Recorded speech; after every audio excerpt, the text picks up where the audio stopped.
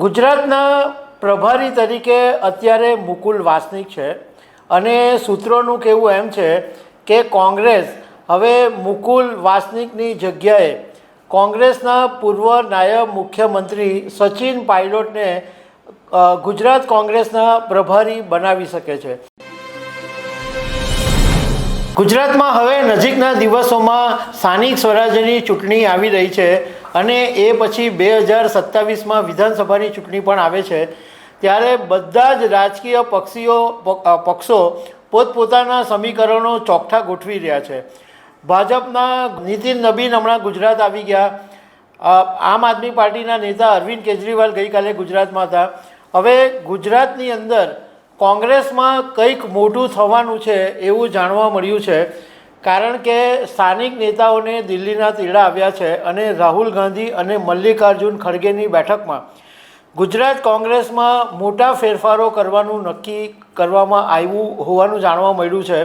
તો આ ફેરફારો શું હશે એના વિશે હું તમારી સાથે વાત કરીશ। મારું નામ રાજેશ શાહ છે અને તમે જોઈ રહ્યા છો ગુજરાતના સૌથી મોટા ડિજિટલ ન્યૂઝ પ્લેટફોર્મ ખબરછે.com। ગુજરાતમાં સ્થાનિક સ્વરાજ્યની ચૂંટણી પહેલાં કોંગ્રેસની અંદર કંઈક મોટું થવા જઈ રહ્યું છે એવું સૂત્રો પાસેથી જાણવા મળ્યું છે।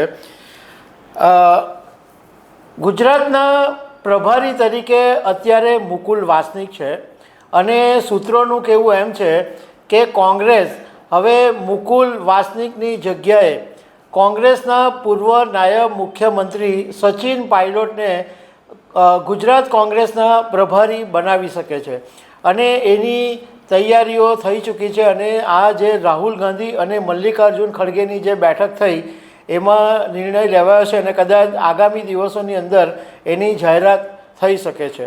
સચિન પાયલોટ જો ગુજરાતના પ્રભારી બને તો એની પાછળ કેટલાક લોજિક પણ છે।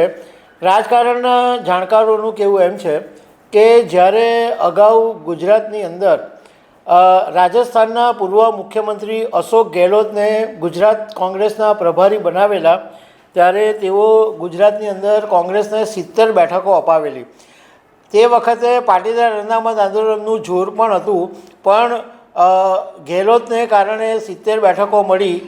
હવે રાજસ્થાનના પૂર્વ નાયબ મુખ્યમંત્રી સચિન પાયલોટ છે, એમણે પણ જ્યારે રાજસ્થાનમાં કોંગ્રેસની જબ્બર જીત મળેલી ત્યારે સચિન પાયલોટનો મોટો ફાળો હતો અને રાહુલ ગાંધીના એકદમ વિશ્વાસુ માણસ તરીકે કહેવાય છે, એકદમ નજીકના માણસ તરીકે કહેવાય છે। બીજું કે સચિન પાયલોટને જો ગુજરાતના પ્રભારી બનાવવામાં આવે એની પાછળનું જે મુખ્ય લોજિક એ છે કે ગુજરાતની અંદર રાજસ્થાનથી આવીને વસેલા ઘણા બધા લોકો શહેરોની અંદર રહે છે, શહેરોની અંદર આવીને વસેલા છે અને આ જે રાજસ્થાની લોકો પૈસે ટકે એકદમ પાવરફુલ છે અને આ લોકોનું જે એક પરંપરા છે રાજસ્થાની લોકોની કે એ લોકો જ્યાં જાય છે ત્યાં જૂથમાં જ રહે છે, સંગઠિત થઈને રહે છે।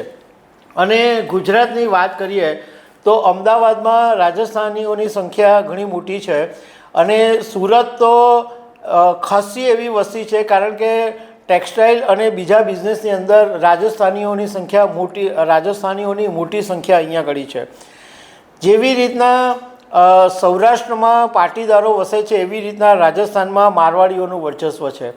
એટલે સચિન પાયલોટને જો ગુજરાતના પ્રભારી બનાવવામાં આવે તો રાજસ્થાનના જે લોકો અહીંયા વસેલા છે, ખાસ કરીને જે મારવાડી સમાજના લોકો છે, એમને પોતાની તરફ ખેંચવા માટે સચિન પાયલોટ એક સક્ષમ નેતા છે।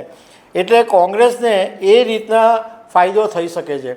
આમ જોવા જઈએ તો ગુજરાતની અંદર કોંગ્રેસ છે એ ગામડાઓની અંદર મજબૂત છે વર્ષોથી। આદિવાસી પટ્ટામાં ખાસ કોંગ્રેસનું વજન છે, પણ શહેરી વિસ્તારોની અંદર કોંગ્રેસનું વજન બિલકુલ નથી। વિધાનસભા 2022ની ચૂંટણીમાં કોંગ્રેસે બહુ મોટો ફટકો ખાધો અને માંડ 17 બેઠકો જીતેલી, પણ શહેરો વિસ્તારમાં જો કોંગ્રેસને મજબૂત કરવી હોય તો આવા એક નેતાની જરૂર પડે કે જે રાજ્યના લોકો અહીંયા ઘણી મોટી સંખ્યામાં વસેલા છે। ગુજરાતમાં કચ્છથી માંડીને દાહોદ સુધીની જે બોર્ડર છે એ રાજસ્થાનની સાથે જોડાયેલી છે અને ત્યાં જે વિસ્તારના વસેલા છે એ લોકોનું રાજસ્થાનની સાથે કનેક્શન છે। તો એ ફાયદો પણ સચિન પાયલોટને મળી શકે એમ છે. તો આ બધા કારણો જોતાં સચિન પાયલોટને નજીકના દિવસોમાં ગુજરાત કોંગ્રેસના પ્રભારી બનાવી દેવામાં આવે તો કદાચ નવાઈ નહીં લાગશે. તો દર્શક મિત્રો, આવી અનેક વાતો સાથે અમે તમને મળતા રહીશું. આભાર.